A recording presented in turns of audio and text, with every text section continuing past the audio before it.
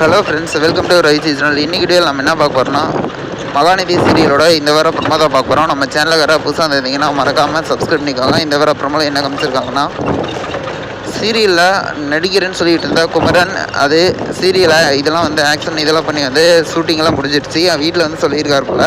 அதுக்கு அவங்க என்ன சொல்லிட்டு இருக்காங்கன்னா, என்னடா இன்றைக்கி வந்து சீரியலில் வருவேன்னு நினச்சேன், ஒரு வாரத்தில் கூட காணோம் அப்படின்னு சொன்னானே.